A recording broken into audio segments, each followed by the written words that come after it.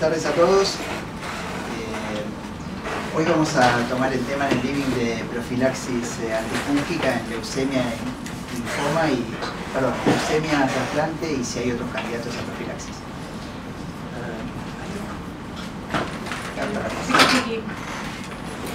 ¿Cómo? El control.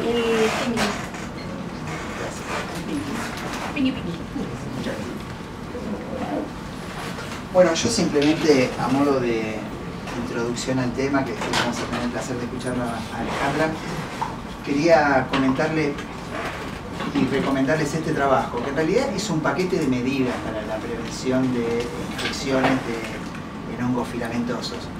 Hay muchas normas y consensos respecto a esto, pero uno tiene que tener presente que además de las medidas farmacológicas que ahora vamos a escuchar, tenemos que tener presente las otras medidas del hospital y de los pacientes que viven, digamos, cuando se van de alta del hospital, qué cosas nosotros deberíamos hacer para evitar la adquisición de los órganos filamentosos Aspergillus y sus hermanos, digamos.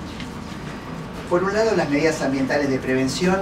Muchas veces uno ve lugares en el cual no se tienen en consideración cuánto es el recambio que tiene que tener de aire, cuánto tienen que ser las unidades formadoras de colonia máxima que se puede tener en un lugar en el cual están los pacientes con neutropenias profundas.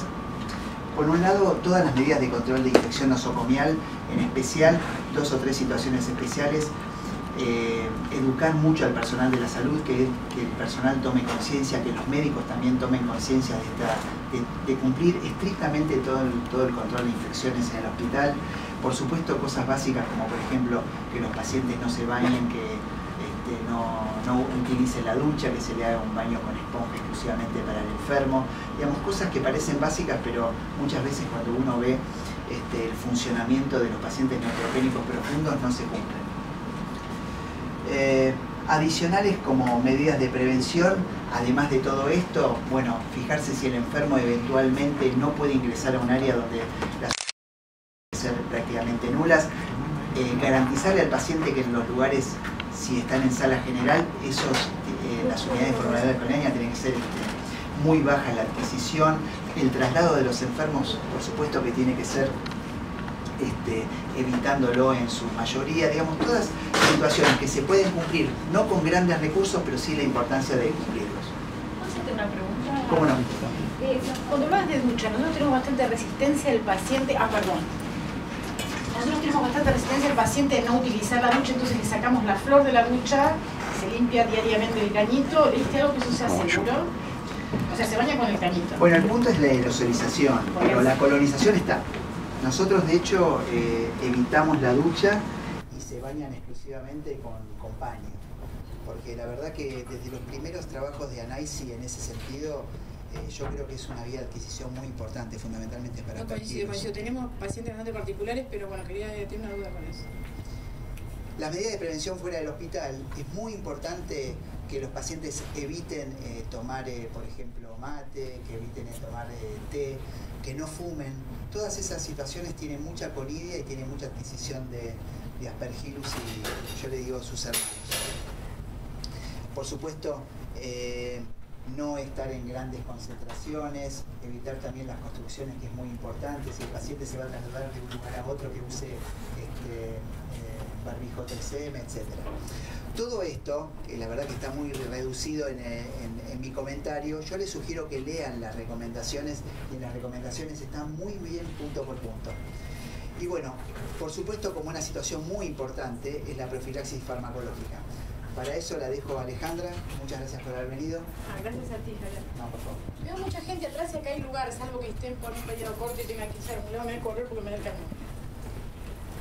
Bueno, la idea de estos living que me encantan es un poco que ya que somos como poquitos, me pueden interrumpir, a mí me encanta que me interrumpan, salvo en mi casa, pero me gusta mucho que me paren, me hagan preguntas, ¿sí? Porque de repente cuando uno termina se les voló la idea. El mensaje que uno quiere que ustedes se lleven de ahora, un poco como enfoca Javier de inicio, es que el riesgo de los pacientes hematológicos y trasplantes de células hematopoyéticas, leucemias agudas sobre todo, el riesgo de infección por un hongo filamentoso, y esta infección va a ser aumentar los costos hospitalarios, aumentar el costo biológico para el paciente, aumentar la mortalidad, que tengamos que retrasar muchas veces la quimio y por lo tanto vamos aumentando más la mortalidad. O sea que hay que identificar el grupo de riesgo, saber qué droga le tenemos que dar de acuerdo a la incidencia de nuestra institución, pero sobre todo, yo siempre digo lo mismo, no todas las mujeres, yo tampoco, somos 90, 60, 90 y no todos los pacientes con leucemia mieloide aguda son iguales. Entonces también identificar cada uno de los grupos, porque puede haber variaciones de acuerdo a la quimio o de los antecedentes. Hay una frase que a mí me encanta de Rubín, que es el padre del inmunocomprometido, que dice que el inmunocomprometido, ¿sí?, es como una tarjeta de crédito. No es este micrófono que compré hoy, sino es la heladera en 28 cuotas, el lavarropa, todo eso que yo a fin de mes tengo que pagar. Y así hay que entender, las tarjetas de crédito de todos los leucémicos no son iguales. Y eso es el estado neto de inmunosupresión que tenemos que considerar. Estos son mis conflictos de interés. Yo soy infectóloga del Hospital Italiano de Buenos Aires. Un poco, esto ya lo estuve hablando de factores de riesgo ambientales y tal, pero un poco esto, el inmunocomprometido es un rompecabezas. No es lo mismo si el paciente recibió un inóculo en trasplante de médula deplesionado de C34, si tiene citomegalovirus, que es un virus que inmunosuprime, a su vez el rechazo hace aumentar la inmunosupresión y reactivar el CMV. Sí, no es lo mismo si este paciente recibió timoglobulina, recibe anti-TNF. Nosotros somos un centro que cuando los pacientes trasplantados de médula son córticos resistentes, vamos al anti-TNF, muchos hacen timo en el medio. Esto aumenta mucho la incidencia de infecciones fúngicas y por eso insistimos en la profilaxis. Si reciben otros monoclonales, si el paciente es añoso, para trasplante lo siento, pero es más de 60 años, si cuál es su enfermedad de base, si era un haploidéntico, que es el de más riesgo, en halogénico, en el medio no relacionado, el histoidéntico y el de menor riesgo, que es el autólogo. Si este paciente, como decía Javier, está expuesto previamente, a nosotros nos pasó un paciente leucémico, ¿sí?, un dentista que se le ocurrió jugar al albañil y el paciente viene con una leucemia de debut, pobrecito no sabía, y había estado refaccionando su casa y tal, y llegó con una infección fúngica, y uno dice, no, pero no tuvo una neutropenia prolongada. Bueno, pero la exposición a un paciente con neutrófilos que no funcionaban era lo mismo, así que hay que también tener en cuenta el interrogatorio. Todos estos pacientes tienen mucositis, o sea que su tubo digestivo está como microperforado, la cándida, entonces va a ser un patógeno que va a estar presente. Todos tienen sobrecarga de hierro porque le damos transfusiones para que tengan, y por lo tanto el alimento de los cigomicetes, del mucor, es la sobrecarga de hierro. ¿Sí? La falla renal también favorece tanto cigomicetes como aspergillus, y el futuro, que uno sigue leyendo trabajos, es identificar al paciente. A ver, ¿cuáles de todos estos pacientes que tienen CMV positivo van a mayor riesgo que yo le ponga así un paciente seronegativo, un paciente que es positivo, o que ambos sean positivos? A ver, ¿cuáles de estos van a ser una enfermedad por CMV y no darle profilaxis a todo el mundo? ¿Cuáles de estos van a tener más riesgo, ¿sí?, por analizando los tolerant receptor y tal, de hacer una aspergilosis? Entonces podríamos dirigir, que eso sería mucho mejor para el costo, y afinar la punta a quienes uno sí va a dar profilaxis y no a todas las leucemias agudas o los trasplantes de células hematopoyéticas halogénicos. Muy bien.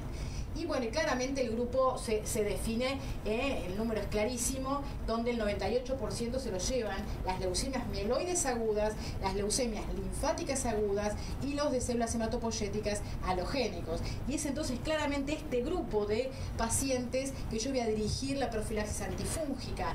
Me pueden decir, y yo también tuve, que tuvieron un linfoma, que está bien, pero no es el grueso de los pacientes, porque uno necesita saber el NNT, ¿sí?, cuántos tratamientos tengo que hacer para evitar una infección, ¿sí?, y eso se adecua al costo.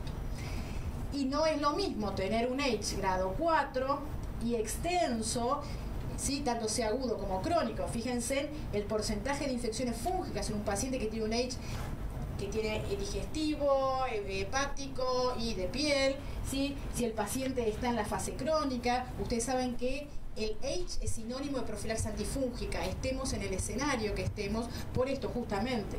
Como les contaba antes, no es lo mismo si este paciente recibe infliximab que si no recibe tratándole el H. Tampoco es lo mismo si un paciente está recibiendo corticoides con un EC severo, que si el paciente solamente tiene corticoides a bajas dosis. Y la diferencia en las dosis, ustedes saben, acá hay hematólogos, ¿no? ¿No? Sí, un hematólogo. Ustedes usan dosis de corticoides muy altas y a veces no andamos con 2 miligramos kilo y subimos a 3 miligramos kilo. Cuanto más subimos la dosis del corticoide, más es el riesgo de que este paciente desarrolle un AIDS, desarrolle una infección fúngica por hongos filamentosos. Y hay dos cosas que va a pasar rápidamente que uno siempre se pregunta. Las aplasias, ¿sí? No las nombré. ¿A todas habría que darle al profilaxis? No, sería un lío, porque la verdad que las aplasias duran mucho tiempo, tienen un volumen importante de pacientes, sobre todo más que nada en pediatría. Este es el único trabajo bueno y grande que encontré, que es, si se fijan, es previo a la época del POSA, que es inicialmente hasta el año 96 usaban el veneno de desoxicolato, después del 96 al 2002 liposomal y al 2008 voriconazol. Cuando sumaban todas las aplasias medulares, claramente el grupo del azólico tenía una disminución de las infecciones fúngicas y una mejor sobrevida. Cuando ponían a todos los pacientes respondedores de las aplasias, no había diferencia. Y si se fijan, tanto a los 6 meses como a los 5 años, los pacientes del grupo 3, que eran los pacientes que recibían el azólico, y en este grupo, ¿sí?, que es a 6 meses junto con la anfotericina, tenían mejor sobrevida y menos infecciones fúngicas. O sea que a las aplasias hay que identificar un grupo pequeño que son las no respondedoras, ¿sí?, y con mal pronóstico, que están en puente para trasplante, pero no a todas ellas, pero sí tener el aire filtrado, sí hacer medidas de confort cuando uno no está dando profilaxis. La mielodisplasia es otra pregunta eterna. ¿A todas las mielodisplasias uno? No, y no lo puse. Siempre dije leucemias agudas en inducción o reinducción y trasplante halogénico. Las aplasias, en realidad, algunos discuten que habría que darlo cuando, que ahora pasa cada vez menos, el paciente recibió, ¿sí?, quimioterapia previa al hipometilante. Cuando el paciente inicia hipometilante de una, ¿sí?, como hacen ahora, que empieza cetidina sin hacer quimio previa, ese paciente no tendría riesgo. Y si tenemos un paciente que tiene un performance status malo, con muchas comorbilidades, y en el primer ciclo del hipometilante, sobre todo si hizo quimio previa, por ahí a ese en el primer ciclo uno podría plantearse en una tarjeta de crédito darle profilaxis, que van a ver que la recomendación es posaconazol. Les voy a decir por qué. Las leucemias linfáticas agudas, ¿sí?, realmente el estudio que hizo Corley, que nuestro hospital participó, yo fui PI de ese estudio, que fue el Ambigard, se les dio profilaxis 2 a 3 veces por semana de anfotericina versus nada, y claramente es un estudio randomizado prospectivo que demostró que la profilaxis en leucemia linfática aguda no serviría para nada. Si nos fijamos, este es un trabajo muy grande alemán, donde este es el GATLA, ¿sí?, el esquema Berlín-Frankfurt. Los pacientes que reciben profilaxis en la LLA que recibe GATLA tienen menor incidencia de infecciones fúngicas y mayor sobrevida, con lo cual podríamos identificar un mini grupo de las LLA que son aquellas que reciben GATLA, pero no el GATLA que hacen a veces. Yo no hago pediatría, hago adultos que hacen GATLA pediátrico, que para un adulto sería un esquema mucho menor. Y un poco entonces redefinimos alto riesgo, ¿sí? Y para hablar de alto riesgo, como dijo muy bien y no lo voy a repetir, hay que ver las condiciones del medio ambiente, el cuidado del catéter, pero hay que saber la incidencia local. Tenemos que saber qué incidencia local tenemos nuestros hongos. Si yo tengo un centro, que no es el mío, con menos del 8% de incidencia de hongos filamentosos, mi profilaxis va a ser con fluconazol para cubrir la cándida y hacer galactomanano 2 veces a la semana. Si la incidencia en mi centro, como es la del Hospital Italiano de Buenos Aires, es más del 8%, yo voy a tener que cubrir hongos miceliales, y la recomendación de nuestro centro será posaconazol. Si su centro solo tiene aspergillus, será bori, y charlemos por qué uno podría no elegir boriconazol aunque tenga solo aspergillus, o anfotericina liposomal, que sería un costo mayor. Ale, ahí es importante puntualizar la importancia de tener registro de cada uno de los hospitales, ¿no? Porque muchas veces eso falta y es importante para tomar estas conclusiones que vos estabas contando. Nosotros en nuestro hospital, nosotros certificamos para la Joint Commission, y junto con eso construimos mucho en el hospital, que fueron las exigencias, y aumentó mucho la incidencia de infecciones fúngicas. Nosotros vivíamos una época de Disney, donde teníamos 6% de infecciones por miceliales, usamos fluconazol, galactomanano 2 veces por semana. Después de la construcción aumentamos al 9%, al año siguiente al 11% y al siguiente cuando llegamos al 19%, claramente el hospital autorizó la profilaxis con posaconazol para este grupo de pacientes y volvimos afortunadamente, estamos de nuevo en el 8%, pero es un hospital que sigue en construcción, así que habrá que, si termina algún día, analizar. O sea que tienen que considerar eso, al CEMIC le pasó lo mismo. Hay que considerar cuál es la incidencia de cada institución de ustedes para saber qué es lo que van a hacer. Es como el esquema empírico de neutropenia febril, hay que saber cómo son mis pseudomonas y mis klebsiellas para saber qué esquema voy a usar. Muy bien. No profilaxis no es ahora una clara opción, o sea, claramente está desaconsejada, es algo que se aconseja en todas las guías y acá faltó poner anfotericina, pero bueno, fue un error. Muy bien. Ojo cuando usan, yo hoy como es una charla medio corta, no creo que no lo puse, pero el trabajo, sí, lo puse. El trabajo de Duarte, del equipo del 12 de octubre, donde claramente es un trabajo muy grande, muy interesante, los biomarcadores galactomanano, cuando uno, porque no lo tengo acá, cuando uno está con profilaxis activa para hongos miceliales, con ANFO, con POSA, con BORI, no lo pidan porque no sirve. Y este es el trabajo, ahora vuelvo de nuevo. Este es el trabajo de Duarte y si se fijan es un trabajo grande, pues la verdad son 262 pacientes. Si se fijan, tuvieron un 87% de falsos positivos en vigilancia cuando estaban usando profilaxis activa con posaconazol.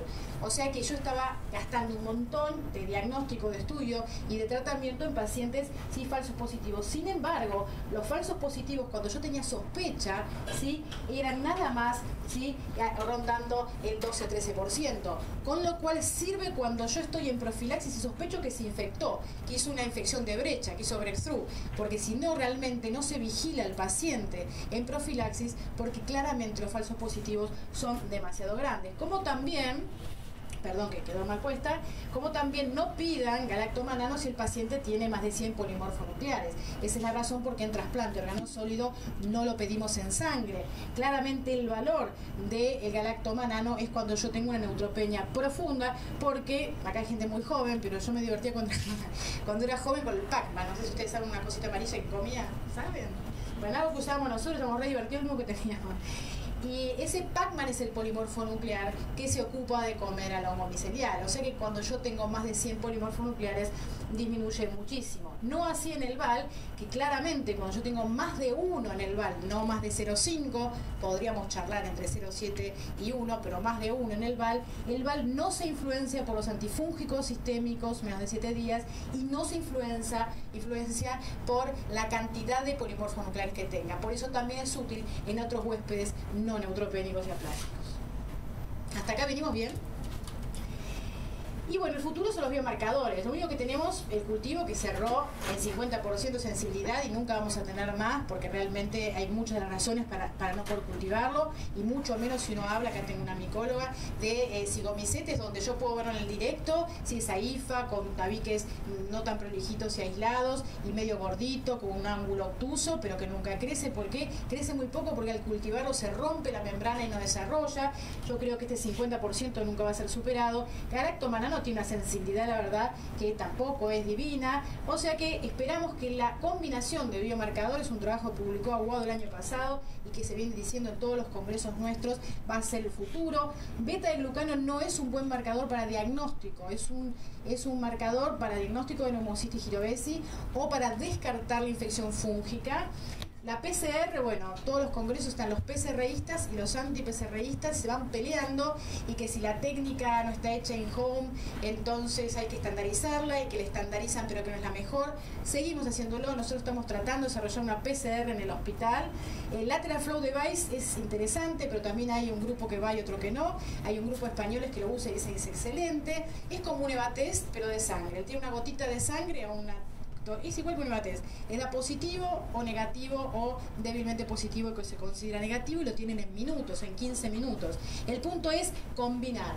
Creo que lo más cercano que tiene la Argentina es empezar a combinar galactomanano con PCR o galactomanano con algún otro marcador. Creo que después del trabajo Aguado parece más interesante PCR y galactomanano porque los otros no los tenemos. Pero combinar creo que es el futuro de esto. ¿Y qué tenemos para la profilaxis? El menú es amplio, es mucho y entra así porque es uff. Y cuando uno se fija que queda en A1, ¿sí? Uno ve que queda posaconazol, ya también está indicado en el momento del Pengrassman. Fluconazol será para los pacientes que tienen, el centro que tenga una incidencia menor al 8% de infecciones fúngicas. Y voriconazol es una opción cuando el centro no tiene otra cosa, pero vuelve a ver, tiene una gran variabilidad interindividual. Hay que medir continuamente, ¿sí?, los niveles de voriconazol y tiene bastantes eventos adversos. ¿Qué dice Sadi? ¿Qué dice Sadi? Las recomendaciones que tenemos que actualizar, que hasta la presidenta de la comisión siempre hace trabajar mucho. Bueno, decimos lo mismo, lo que pasa es que también introducimos cosas más baratitas, porque en este país mucha platita no tenemos. Entonces la idea es poner el ITRA. El problema del ITRA es que el que haya logrado más de 500 en sangre de niveles de itraconazol, que levante la mano. Nunca ningún centro lo logró, porque el tipo la señora, está como un cosito, está vomitando, vos apareces con 2 medialunas, una gaseosa, le decís que se tome itraconazol. Es una cosa, es un escenario bastante bizarro. Creo que realmente todos abandonamos el ITRA por la intolerancia y porque no teníamos niveles mayores a 500, que hay que dosarlo. Muy bien. ¿Y por qué insistimos tanto? ¿Por qué hizo esa reunión? Que me quería ver Javier. Hicimos esta reunión para hablar de profilaxis por esto. Porque uno quiere estar acá, donde la probabilidad de controlar la infección es grande. No quiero estar de este lado, donde ya tengo la IFI establecida y mi probabilidad de controlar la infección es 0. ¿Sí? Entonces ese es el objetivo de esta charla. Yo tengo un núcleo psicótico, todos tenemos alguno, el mío es la anfotericina desoxicolato. ¿Quién usa para este grupo de pacientes anfotericina desoxicolato en este lugar? No teman que no les voy a pegar. ¿Alguien usa? Muy bien. ¿Alguien más? Mira cómo se van animando, Usted, Fernanda. ¿Alguien más? Es un problema del país. Ninguno que está acá sabe que es una droga que uno tendría que usar. El punto es que es obsceno usar esa droga cuando uno usó un montón de dinero en quimioterapia, cuando el paciente uno está tratando una enfermedad que le va decide ahí si vive o no vive, entonces uno va a hacer que adquiera una infección fúngica, pero encima de eso yo lo voy a tratar con veneno y voy a hacer que aumente la mortalidad del 16 al 54% y voy a llevar el 30% de chicos jóvenes a diálisis, a reemplazo, que eso también es mucho más costo, ¿sí?, para el sistema, con lo cual no es una opción en este grupo de pacientes. Y de las formulaciones lipídicas, sí, que en profilaxis la verdad se usa poco porque salvo intolerancia, mucositis severa, uno realmente prefiere la vía oral. Sí, esta no la usamos más porque era una anfocara con mucha intolerancia. Tenemos estas dos formulaciones, la liposomal y Arelcet. Yo siempre digo que este es el caviar beluga, este es el caviar del coto, pero son buenas, obviamente. El punto es que nosotros en nuestro hospital, como anfotericina liposomal demostró que 3 miligramos es lo mismo que 5 y es lo mismo que 10, pero no demostró lo mismo el Arelcet, que hay que usar 5 miligramos. En mi hospital 5 miligramos sale lo mismo que 3 miligramos de liposomal, con lo cual nosotros usamos directamente liposomal para este grupo de pacientes, porque 5 versus 3 es lo mismo. Y les contaba por qué hay que medir niveles de borio. Fíjense en un mismo paciente cómo varían. El nivel interindividual de voriconazol es muy variable. El problema, bueno, lo tengo que dosar, obviamente si las condiciones están estables no tengo por qué seguir dosando, pero quiero tener más de 1 en profilaxis, más de 1.5 en tratamiento para eficacia y menos de 5.5, algunos dicen 5 para toxicidad. ¿Qué toxicidad? La neurológica, ¿sí? Los cánceres de piel y tal son independientes del dosaje de voriconazol que constituyen un problema. No cabe duda que Bori sigue siendo la droga 1 para el tratamiento de la aspergilosis, creo que va a ser desplazada por el esabuconazol prontamente, por menos eventos adversos, pero por el momento sigue siendo la droga 1 junto con la anfotericina. Posaconazol, poco de decir de niveles, porque ya cuando teníamos la solución, sabíamos que el posaconazol tiene la habilidad de que tiene alta concentración en la membrana del alvéolo. Por eso es que posaconazol se posiciona por arriba de las otras drogas, porque concentra 500 veces más en el alvéolo y es por donde ingresa el aspergillus. No sabemos si los niveles sanguíneos correlacionan con lo que está pasando a nivel tisular, por eso se discute mucho y se definió que 700 o 0,7 sería el nivel de posa. Ahora con las tabletas de liberación prolongada, que como salen lo mismo, todos lo hemos reemplazado, ese problema se perdió porque ya no es una droga que se altera con los inhibidores de la motilidad. Todos nuestros pacientes tienen morfina, trasplante y LMA. no se alteran con los bloqueantes de la bomba, todos los pacientes están con anti-H2, es una droga que como es un polímero se libera fuera del estómago, en el duodeno, con lo cual logra una gran estabilidad y entonces no tenemos que medir niveles en profilaxis, ni tampoco se dice en tratamiento. Si se fijan, se descolgó pero pasa nada. Si se fijan, uno logra niveles de más 700 el 97% de los pacientes que usaban tabletas y 57 en solución, y dosis más altas, 83% de tabletas y 24 en solución, con lo cual las tabletas han traído más tranquilidad en cuanto a los niveles. Pero ojo, cuando algo se altera, que el paciente esté fallado, que tenga diarrea severa o que tenga obesidad. Este trabajo es un trabajo, se ve fatal de lejos, pero yo se los cuento, que hizo la doctora Micheli, que en algunos quizá la conozcan, que es del CEMI, que se fue a vivir a Estados Unidos, que es muy interesante. En grisecito dice más de 90 kilos, en este caso es los pacientes obesos lograban claramente, con más de 90 kilos, menos concentración de posa. Esto es un BMI con más de 30, también lo mismo. A la doctora y a su grupo se le ocurrió y dijo, ¿y si sacamos los pacientes que tenían diarrea? Porque por ahí esto me está actuando como un confundidor, y acá sacan los pacientes con diarrea y siguen los de más de 90 kilos con un BMI de más de 30, teniendo menores niveles de concentraciones de posa, con lo cual hay situaciones para dosar, o que tenga un paciente con ECMO, que estoy aumentando el volumen, como para cualquier fármaco, ¿no? Situaciones clínicas que nos pasan día a día. Y uno habla, esta altura este estudio es con profilaxis con posa, pero posa es un estudio hecho en París, con posa que era en solución, pero igualmente los pacientes que tuvieron infección de brecha, que eran un 3%, ¿sí?, tenían menos de 300 niveles de posaconazol. Sin embargo, en este trabajo, los que hicieron infección de brecha tenían menos de 500.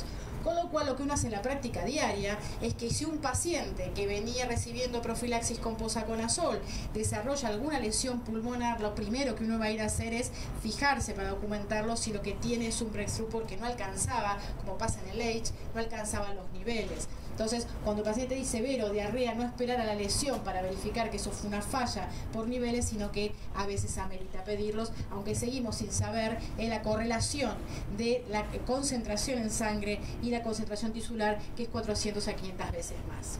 Isavuconazol no la tenemos, parece una droga atractiva. Es una droga que, como no tiene ciclo de esplina, vamos a poder usar en falla renal. Vieron que no pueden dar bori endovenoso cuando tienen falla renal porque está contraindicado. Sin embargo, Isavuco no lo tiene. Mostró el estudio de Martins ser igual, ¿sí?, no inferior al voriconazol, el tratamiento de aspergilosis, y también sirve para el tratamiento de mucormicosis y no prolonga el QT, si sabemos que los otros azólicos lo hacen. Este es el trabajo de Martins, ¿sí?, que demuestra la no inferioridad, un trabajo recientemente publicado. Y si se fijan, los pacientes tienen menos desórdenes visuales, ¿sí?, saben que con borias es estrellitas, pero pueden tener también neuritis.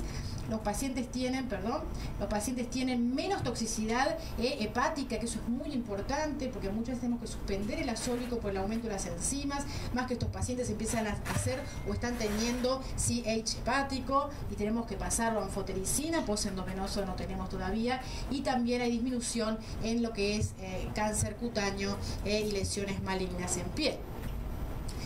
Y esto está pasando en el mundo, pero sobre todo en los Países Bajos. Estos son datos de Dinamarca y Holanda y Bélgica, donde se fijan el aumento de la resistencia de los aspergilos va aumentando. Uno está muy acostumbrado a hacerle sensibilidad a la cándida, que es algo de todos los días, pero el aspergillus no lo sabemos. Ellos explican que usan antifúngicos en la alimentación del ganado y que esa es la explicación de que son los que más emergencia y resistencia tienen, pero creo que nosotros no lo sabemos. Acá nos podemos cualquier cosa en la comida y seguimos sin saberlo. Si se fijan acá, para 2009, 20% de los aspergillus en esta región de alta incidencia son resistentes.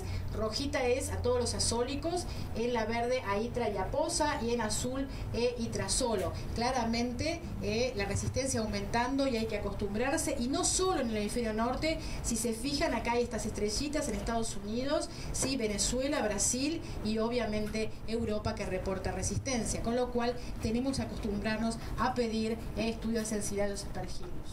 ¿Y qué pasa con las cándidas y las profilaxis? Bueno, esto también tiene su impacto, porque hablamos de profilaxis, pero si uno se fija en los pacientes que habitualmente tenían su centro con un 56-58% de cándidas albicans, los pongo al fluconazol, disminuye la cándida albicans, esta rayadita es la cándida glabrata, ¿sí? Empiezan a desplazarse y si los pongo a caspo, empieza también a disminuir mucho más la cándida albicans, aumenta la glabrata y aumenta la parapsilosis, aunque para parapsilosis uno tiene siempre que chequear si mala higiene o mal cuidado del catéter. Les cuento más o menos a 2015, estoy preparando la incidencia a este año, más o menos seguíamos igual, pero esto que fue presentado en SADI, a nosotros con Candida nos pasa igual. Todos estos pacientes eran pacientes sin exposición antifúngico previo, y si se fijan, estos son bacteriemias, nada que tonta, candidemias nada más. El 54% de nuestras cándidas no eran albicans, y de estas el 68% eran resistentes a los azólicos. O sea que nosotros para el empírico inicial tenemos en cuenta también no solo en los pacientes neutropénicos con trasplante, sino que también lo tenemos en cuenta en terapia intensiva, porque nuestras cándidas claramente no son buenitas como antes, que casi todas eran albicans. Y esto también es algo que es importante saber, la incidencia en el centro de ustedes, porque la profilaxis con azoles ha hecho que tengamos cada vez menos albicans, más resistencia, y en nuestro caso tenemos bastante glabrata. ¿Quién acá hace trasplante de hígado en su centro? ¿Nadie? Acá. La doctora. Usted, doctor, para usted. Son dos. Fuera del escenario, ¿sí?, de trasplante de médula y pacientes con leucemias agudas en inducción o reinducción, esos minigrupos que charlamos, también el órgano sólido se pregunta cuándo hay que dar profilaxis. En renopáncreas uno le da fluconazol por la cándida del duodeno que las tomó 14 días, no hay ningún problema. No tenemos incidencia. En pulmón nosotros usamos anfotericina inhalada y tampoco tenemos cero incidencia de infecciones fúngicas invasivas. No, cero no, pero menos del 1% de infecciones fúngicas invasivas, las que tenemos son a nivel de anastomosis. Y en hígado uno se plantea, en el resto no hay indicación, salvo intestino, que muy pocos centros hacen, si alguno hace me pregunta. Pero en trasplante de hígado hay factores de riesgo para dar profilaxis, ¿sí? Para que este paciente no haga infecciones por cándida sobre todo, y tiene que tener dos criterios: que haya sido reoperado dentro, ¿sí?, de las 48 horas, que la cirugía haya durado más de 5 horas, que haya transfundido más de 40 unidades, pero ojo, unidades de células, rojos, plaquetas, no que le hayan pasado plasma y tal, más de 40 unidades de hemoderivados, que tenga una coledocoyeyuna, anastomosis, sí, o que el paciente antes sabíamos que tenía cándida. Con esos dos factores nosotros iniciamos una equinocandina y la damos por 2 semanas. En trasplante de hígado solemos usar anidula porque no tiene interacción con los inhibidores de calcineurina que uno usa en estos pacientes. Y para aspergillus, que el paciente se retrasplante dentro del año, o que el paciente tenga falla renal post-trasplante, ¿no? Si la tenía previa no es una indicación de profilaxis, o que tuvimos que reoperarlo. Y lo que les damos a estos pacientes es, como les decía, en nuestro centro fluconazol, ¿sí? No hay tantos que hagan, así que no vamos a discutir los trabajos, y en aspergillus anfotericina o una equinocandina. En este caso, como caspo tiene actividad para aspergillus, usamos caspofungina, como hacemos también en los pacientes hematológicos. Antes de que acá me cierre el concepto, Javier, un poco la idea de transmitir, porque a veces el que no está todo el día haciendo esto, yo cuento lo que hago en realidad, pero es no olvidarnos a todos los que tienen una leucemia de inducción, en reinducción darle profilaxis, será con fluco, será con posa, de acuerdo a la incidencia de más o menos 8% que tengo en mi centro. Identificar algunos grupos con tarjeta de crédito vencida, esas leucemias linfáticas con GATLA, esas mielodisplasias que vienen muy rotitas, ¿sí? O esas aplasias que no responden y están en puente de trasplante. Y por sobre todo saber qué incidencia tienen ustedes, ¿sí?, de candidiasis, cuál es la sensibilidad que tienen las cándidas de ustedes, y con eso dirigir el tratamiento, porque en los pacientes leucémicos agudos, en inducción y reinducción o las trasplantes de médula, la presencia de un hongo es el fallo de la prevención, lo dijo como. No, tengo dos preguntas. Bueno. La primera es, específicamente, vos ven un paciente ustedes con diagnóstico de leucemia. ¿Cuándo empiezan con la profilaxis? Si esa profilaxis se la extienden todo el tiempo hasta que el paciente ya no hace más quimio, o cuáles son los momentos que hacen profilaxis sí, profilaxis no. Digo, nosotros iniciamos la profilaxis cuando el paciente, el trasplantado, cuando ingresa. paciente ingresa, lavado, catéter, al día siguiente... En el menos 7. En el menos 7 empieza la profilaxis. En leucemia... Halogénico, perdóname. Halogénico. Sí, no, autólogo no. Autólogo no, hablo de halogénico. En el paciente leucémico cuando empieza la quimio. Empieza la quimio. Recupera neutrófilos. Cuando sale de la neutropenia suspendemos. Ah, perfecto. Hacemos solamente la inducción. Cuando consolida, ambiente protegido, todo lo demás. Solo hacemos desde el momento que hace la quimio hasta la salida de la neutropenia. Obviamente hacemos una tomografía, descartamos que tenga infección fúngica y se suspende y no le volvemos a dar, salvo que haya recaído, no haya respondido y se lo reinduzca. Y en el caso del trasplante del halogénico o haplo, ¿qué le hacemos? 90 días. Ah, digamos, desde el de menos 7 hasta el día 90. Perdón, al día más 100, sí. Ok, y los que hacen H, ¿siguen hasta el H? Hasta que dejen de tener drogas inmunosupresoras en el tratamiento. Ok, perfecto. ¿Y cuál es otra pregunta? Pero estoy para eso. ¿A qué?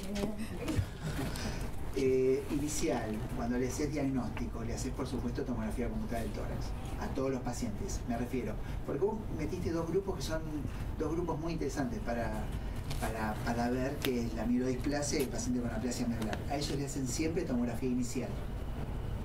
Sí, nosotros, no todos los hospitales tienen disponibilidad ahora, es más fácil hacer un disparo con una TC que hacer una placa, que no tiene mucho sentido, ¿no? El que no puede por costos analizados está muy bien, ¿tá? O sea, pero uno sabe que el 50% de los neutropénicos que tienen placa normal tienen tomografía patológica. Y aparte después empezás, ¿esta lesión la tenía o no la tenía antes? Muchos mielomas tienen esas lesiones por el propio mieloma pulmonares y por ahí ya tenía la lesión, entonces es bueno tener una TC basal. Inicial. En los altos riesgos, ¿no? ¿No querés preguntar qué hace cada uno en su Una pregunta lugar? que quería hacer, perdón. Sí. Claro, pues, planteando eso que dice Javier, ustedes en los halogénicos, tomando halogénico, haploidéntico, no relacionado y relacionado histoidéntico, en esos tres grupos hacen la misma profilaxis antimicótica. Hacemos la misma profilaxis porque nuestro centro tiene más del 8% de infecciones fúngicas por filamentos. Fantástico, porque lo que nosotros planteamos en Chavaloro, por ejemplo, es que son tres pacientes con inmunosupresión Diferente totalmente, sí.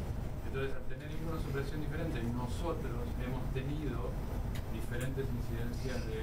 Lo que pasa es que la incidencia de hongos depende de tu área, porque Claro. el haploidéntico me va a dar muchas más infecciones virales, está más inmunosuprimido, va a ser más lío, pero la incidencia de hongos filamentosos lo da la institución, no el tipo de trasplante.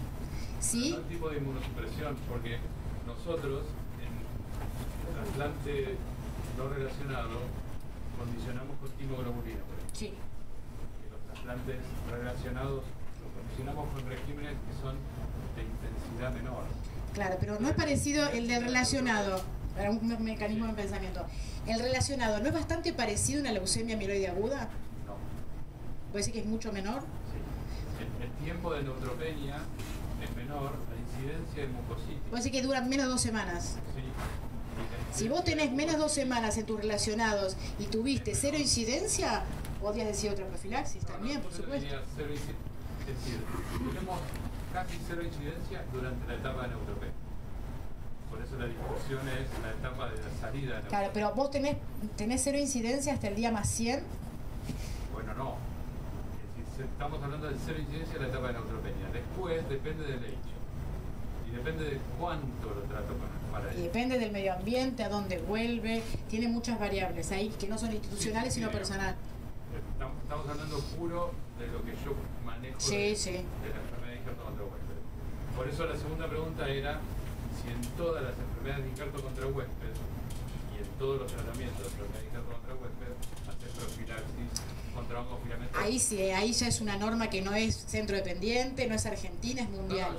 Ahí la recomendación A1 es profilaxis a todo el mundo. Pero el posaconazol es, digamos, un costo enorme para la incidencia de pacientes que tenemos con enfermedad de injerto contra huésped. Y yo no estoy seguro si todos lo necesitan. Bueno, en ese caso, cuando uno se plantea una duda puntual y centro dependiente, tenés que hacer un trabajo. Porque la verdad que todos los trabajos, todas las guías que se hacen en función de 2 millones de trabajos y yo te puedo decir que sé exactamente la incidencia de mi centro y yo he tenido filamentosos en no relacionados, los hematológicos son iguales, en relacionados en haploidénticos y en H es impresionante. Entonces realmente uno no se puede permitir en trasplante de médula una infección fúngica, una no está permitida. Lo que planteo es si, pues nosotros hemos tenido incidencia de hongos filamentosos en pacientes que tienen no el tratamiento primario de la enfermedad de injerto contrahueso, sino el tratamiento secundario. Es decir, cuando usamos anti-TNF, cuando usamos timoglobulina, cuando usamos una tercera droga inmunosupresora como puede ser la combinación de inhibidor de calcineurina, corticoides y diclofenac. Entonces, nosotros planteamos que si el paciente puede bajar los corticoides rápidamente y está respondiendo bien a la enfermedad de injerto contrahueso, ese paciente tiene menos riesgo. Yo vuelvo a decirte lo mismo porque se va a hacer un diálogo entre los dos y no sé si es tan productivo, pero te voy a decir lo mismo. Si vos en tu centro tenés 0 de infecciones fúngicas en hongo filamentoso relacionado y tenés 0 en H, aparte de aplaudirte de pie durante 5 minutos, está buenísimo. Escriban las características y tal, pero no es lo que pasa en el resto del universo. No, yo coincido con esto. El problema es que vos tenés un denominador que lo dividís en tantos subgrupos que no vas a poder sacar una conclusión propia en un centro único, salvo que sea un centro que trasplante.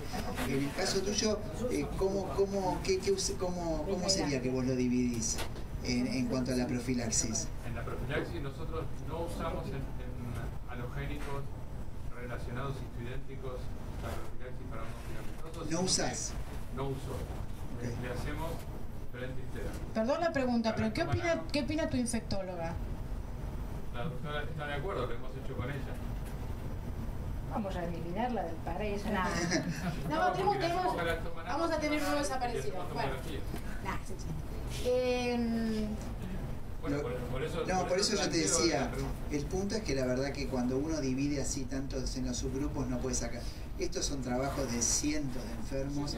La verdad que uno es muy cauto, porque lo que coincido mucho con Alejandra es que cuando vos tenés un hongo en el paciente, la vuelta atrás es muy compleja. Me refiero a lo más importante que uno busca, que es la morbilidad y la mortalidad.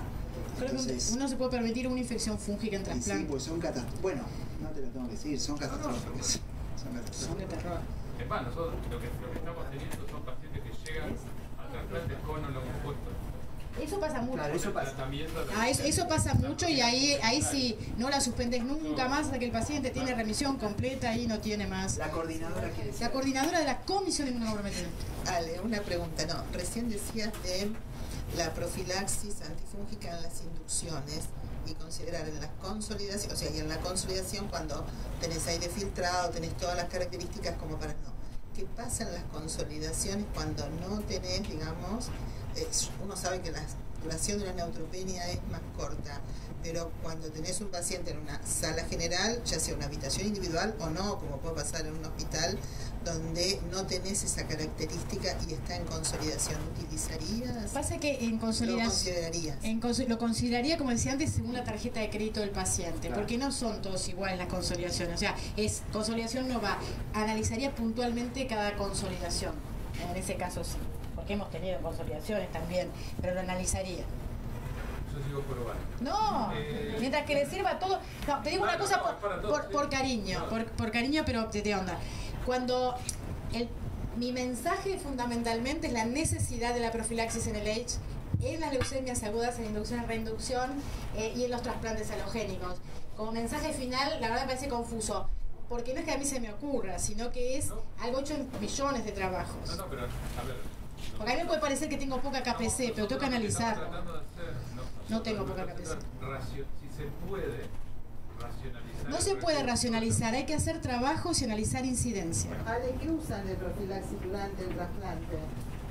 ¿En qué Antifúngico. ¿Cuándo lo usan? En el haplo. haploidéntico o en un halogénico. En el haplo, la verdad que ahora estamos usando posaconazol, pero no sabemos. Durante la internación hasta el engrafo. Claro. Y posterior, Y posterior seguimos con cosas. sin hongos. Y en el no relacionado también.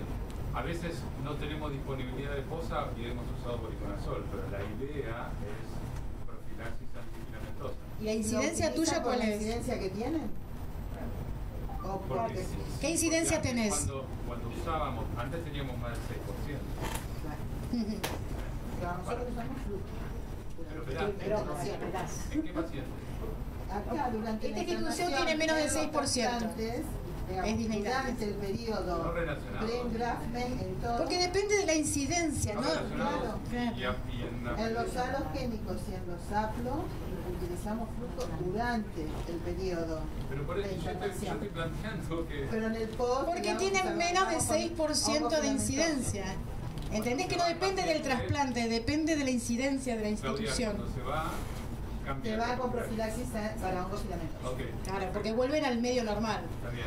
O sea, mientras que estén internados depende de tu centro y no del trasplante. Y cuando se van, del Por embalio. eso, Bueno, aún internado Sí, espera. Y la otra- Para que las la otra conclusiones... era No, no, no. la Dale, decí, dale. experiencia en aploidéntico. Sí, dime. ¿Cuál era la experiencia de ustedes en aploidéntico? Nosotros no tenemos experiencia de incidencia, porque empezamos a hacer aplo y empezamos a hacer profilaxis contra hongos filamentosos. Y Nos pasó lo mismo a nosotros. Nosotros desde que hacemos aplo, hacemos profilaxis y tenemos cero de incidencia. Claro, En pero el no pasado, sabemos en los qué no pasaría. relacionados Con menos y en los relacionados, obviamente, tuvimos hongos filamentosos y por eso se puso posaconazol a todos los pacientes. Claro. A mí lo que me parece en cuanto a esto es que obviamente que hay algunas situaciones de discusión, Por supuesto. pero lo que queda claro es que la profilaxis está establecida. La no profilaxis, como decías vos, no. ¿Qué quieres que se lleven a la casa los más jóvenes? Bueno, una notebook, no. No, creo que de los más jóvenes, porque creo que muchos de nosotros tenemos más experiencia, sabemos que hay distintas cosas, algunas diferencias sutiles. Pero lo que me gustaría que se lleven, la notebook no la pude comprar. Soy infectóloga, chicos. Ah, no está, no importa. ¿Está? Sí. No, Ahí. Ay, era lo mío, me lo cambiaste el formato. Ahí. Perdón. Esto, ¿no? De profilaxis, se cambió el formato. Profilaxis, hacer en todas las leucemias agudas, en inducción, en reinducción, como bien dicho por Claudia, identificar algunos pacientes que están consolidando, pero que tienen algunas cosas en su tarjeta de crédito que los hacen diferentes a otro tipo de consolidaciones, ¿sí? Y voy a usar 8%, 6%, nosotros lo corrimos al 8%, pero 6 y 8% está avalado. Cuando uno tiene más del 6 al 8% como filamentosos, usar, obviamente, antifúngicos activos, ¿sí? Posas, si no, yo bajaría ANFO, y si no tengo otra opción, uno pondría Bori por la cobertura, los niveles y la seguridad, ¿sí? Y cuando tengo menos del 8%, como le pasa acá a Claudia, que no tienen esa incidencia en filamentosos, tranquilamente puedo usar fluconazol, haciendo siempre galactomanano 2 veces por semana. Martins, que es el dueño del galactomanano, hace 3, pero quien pudiera, nosotros no podemos. No pedir biomarcadores porque aumenta los costos cuando yo tengo profilaxis activa contra hongos miceliales, ANFO, POSA, BORI, cuando se da isabuco, ¿sí? Monitorear siempre niveles de voriconazol.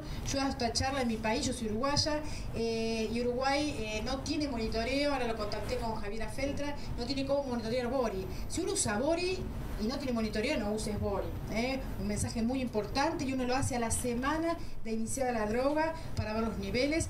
Algunos trabajos, cuando uno está muy apurado, por ahí que está con en circulación está corpórea o algo así, uno podría hacerlo al 5.º día, pero la recomendación es al día 7. ¿Sí? Y claramente un poco cerrar con lo que dijo Claudia, con lo que dijo también Javier y el doctor, que no sé tu nombre, la Fundación Favaloro, Alejandro. Tocayo, mira, identificar también algunos grupos de riesgo, pero el impacto de la profilaxis ha cambiado claramente la morbimortalidad en este grupo de pacientes. No sé si usted, don Javier, quiere agregar algo. No, me parece muy importante. Creo que esta misma charla la diste el año pasado, y la verdad que es muy productiva siempre las situaciones que están muy establecidas. Y bueno, estos son trabajos, como yo le comentaba recién a Alejandro, que tienen que ser muchos centros, con muchos pacientes, pues si no, la experiencia personal a veces no se condice con los trabajos de gente muy importante, tipo Martins o por supuesto Pero los otra- españoles. Exactamente, entonces por el momento uno en esto tiene que tener la guía. Muchas gracias por haber venido y la verdad Gracias. estuvo Yo muy una lindo. pregunta. Sí, última, ay, dígame, perdón. qué divina. Sí, porque, bueno, hablaron mucho de trasplantes, pero por ejemplo en leucemias agudas en inducción que ustedes tienen la posibilidad de usar profilaxis, yo no.